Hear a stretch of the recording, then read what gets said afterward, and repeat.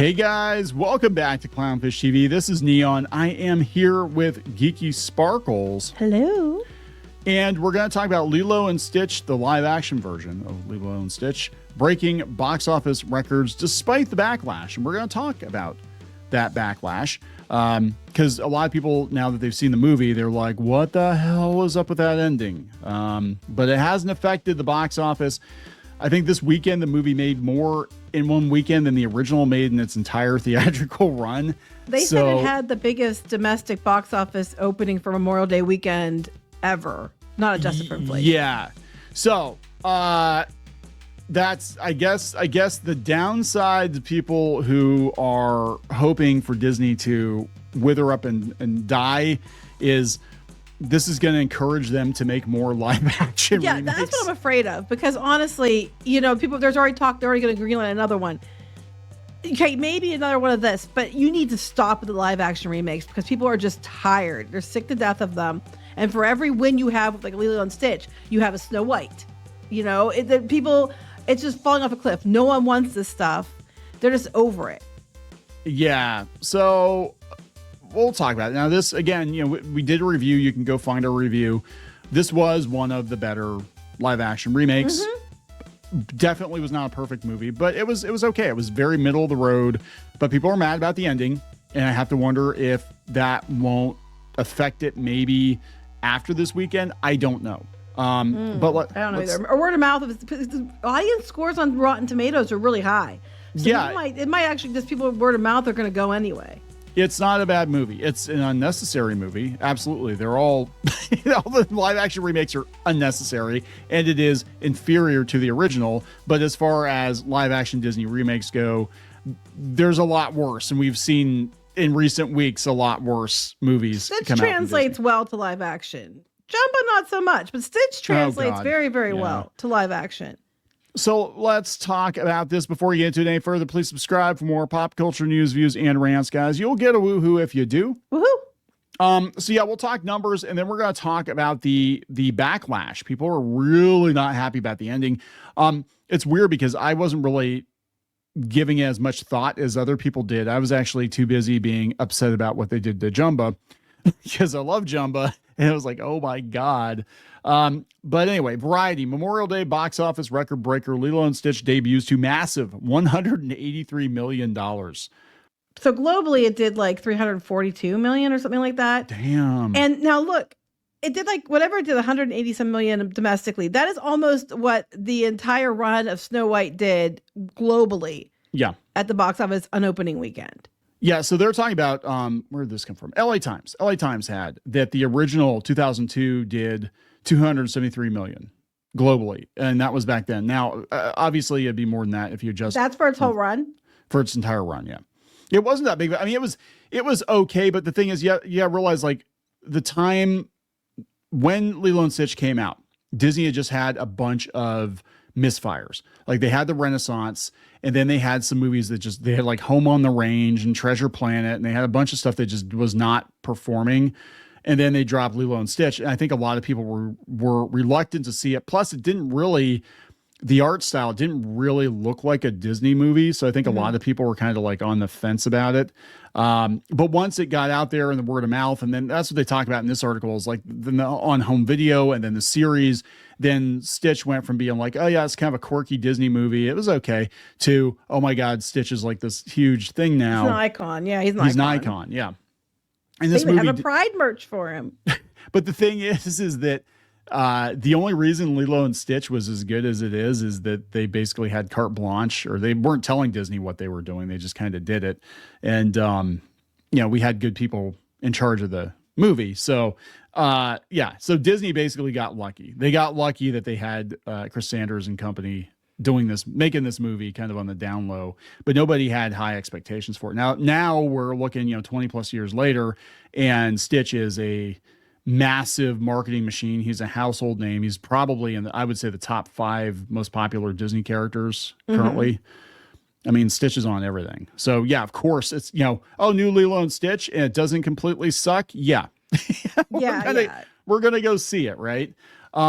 But yeah, so I mean, this thing's gonna.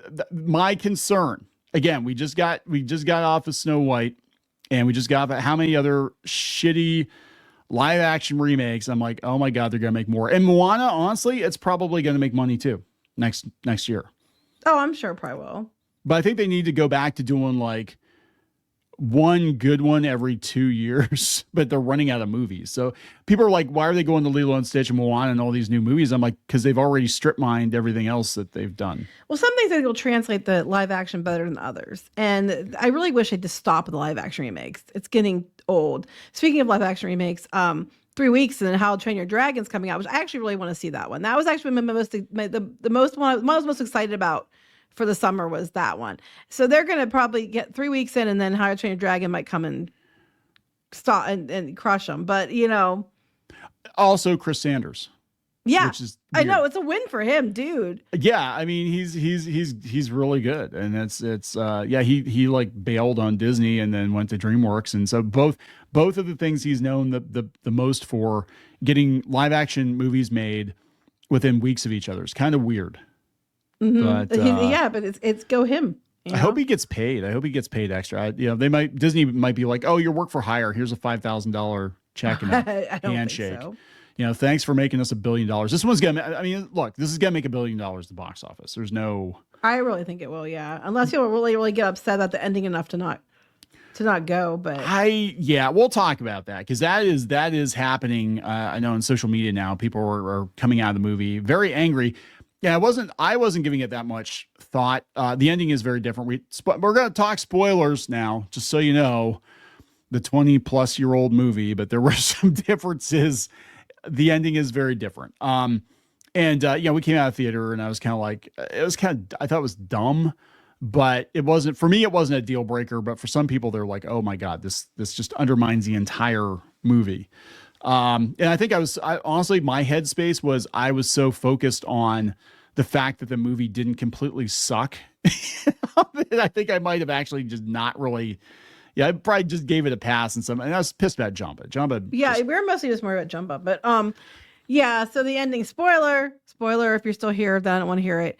They changed the ending in the fact that instead of Nani and Lilo being protected together, and then Jumba and Pleakley are there too, and they're just like a new family, and then with Stitch, and they start they rebuild their house and all that. In this one, they don't rebuild their house. Lilo goes and lives with the neighbor and with David and his grandma, and is in it's like foster care situation. Yeah, and Nani just goes to America, the mainland, to go to school for marine biology, which I thought was weird because why didn't she just go to school in Hawaii? But goes to the mainland for so it goes way far away to go for marine biology, but it's okay because she still has the portal gun and she can still zap her way into Lilo's room and they can hang out. So I'm kind of like, the ending sucked. I'm gonna be honest. I mean, the ending was not good, and also the ending was not good because Jumba was a straight up villain in this one, and he had no development whatsoever. He was a douchebag in the beginning and he was a douchebag through the end, and he did not have his accent. And people were speculating, and I think I mentioned this to you too when we were talking about after we saw it. He did not have the accent, which is very Russian adjacent. We can't do that now because we don't even want to go there. So we just make him just sound like some dude. But yeah, there's some tweets out here. I'll remember Lilo and Stitch, where Nani cared for Lilo very much and used every strength of her being to protect her and did anything to keep her happy. Yeah, in the live action remake, she just leaves for college and the neighbors take her in. Why didn't they do that before? But that's not necessarily true, though. I mean, she does spend the movie trying very hard.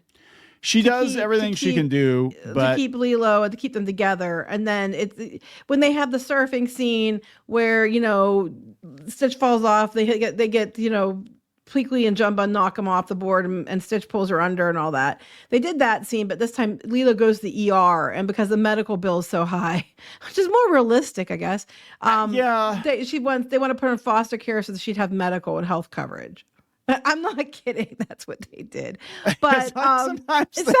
Could you imagine that? It sounds funny. Could you imagine that in like a Disney princess movie or something? Like, they can't. Oh God, yeah. They couldn't kill the wicked whatever witch because the evil stepmom because they they'd go to trial, and the legal bills would just mount up, and they'd be, right. So you know, yeah, it's kind of like that. But Beast is found, even though he didn't actually kill Gaston.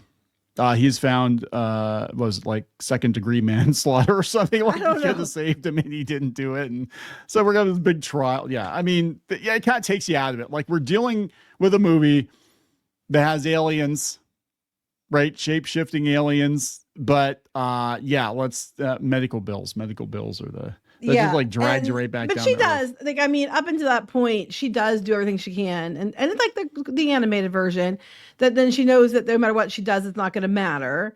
Single mom allegory.